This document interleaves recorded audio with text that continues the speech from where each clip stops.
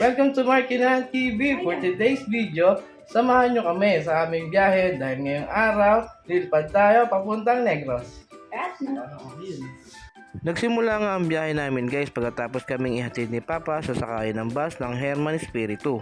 At dadali naman kami ng bus na to papunta sa Cubao. At pagdating naman sa Cubao guys, sasakay naman tayo ng taxi papuntang Naiya Terminal 3. Pero bago yan, let me introduce to you ang Negros. Ang Negros guys, yung korting medyo sa mapa. Negros is divided into two provinces. Negros Occidental designate into Region 6 at ang Negros Oriental designate into Region 7. Western Visayas or Region 6 is composed of 6 provinces, namely as Aklan, Antique, Capiz, Iloilo, Guimaras, and Negros Occidental.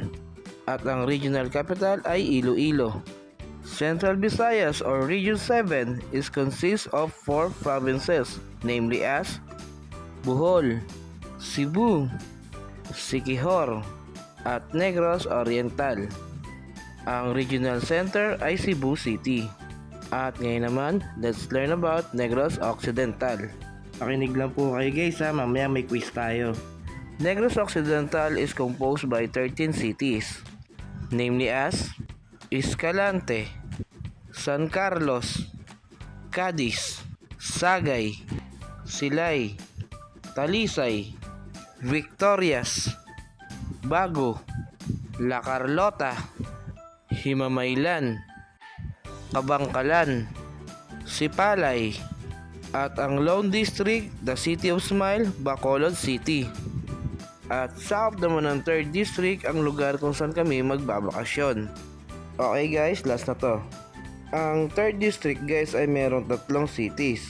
Kabilang nga dyan ang Silay, Talisay, Victorias, the Municipality of Enrique B. Magalona, formerly known as Saravia, and the Municipality of Murcia. At dito nga sa Manila 3 tayo pupunta kung saan ang origin ni Mama at ni Papa kasi magkapit-bahay lang sila. At sisimulan na nga po natin ang ating biyahe. Almost 12:30 na nga guys nang lumakad ang aming sinasakyan at halos 15 minutes din kami naghintay. Hindi naman po masyado nakakainip kasi may pugo naman tayong binabalitan. Hindi nyo lang po kasi natatanong, paborito po kasi ng anak ko yan.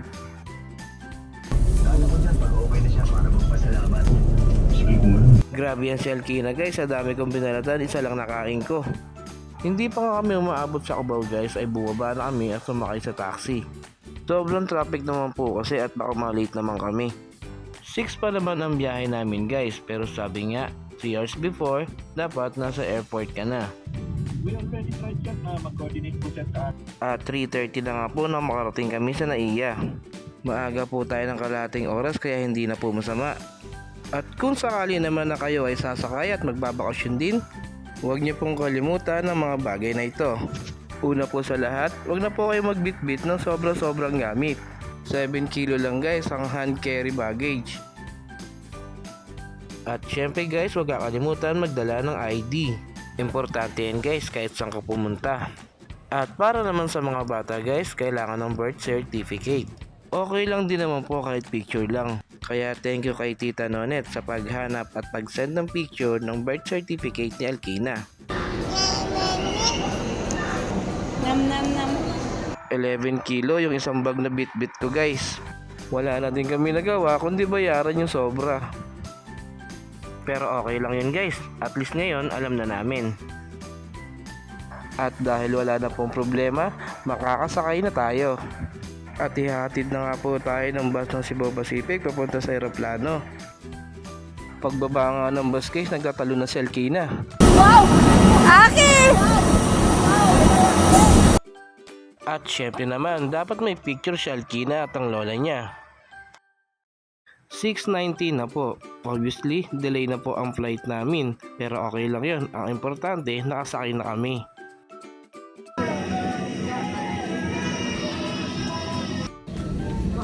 Loose end. To unfasten, lift it. Remove sharp objects from your body. To dump, pull tape to tighten. 7:01 nga guys nang simulang paandarin ng aeroplano. Halos kalahating oras din kaming naghintay.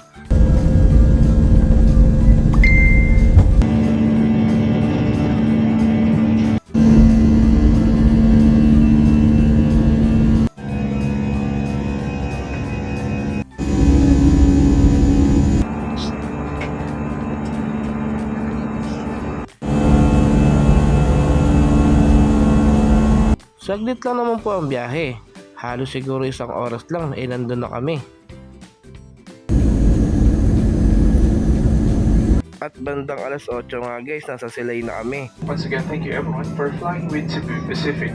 At sa labas naman po guys, nag-aantay naman si Tita Ana at Tito Lionel. Maraming salamat po pala sa pagsundo sa amin. Kung siga na kilo siya. At pagkatapos naman namin kumain sa bahay ni Tita Melba, sinama naman kami ni Tito Lionel sa plaza ng Silay. At mula naman dito, kasama ko na ang pinsan ko si AJ at ang asawa niya si Princess para naman kami makapaglibot.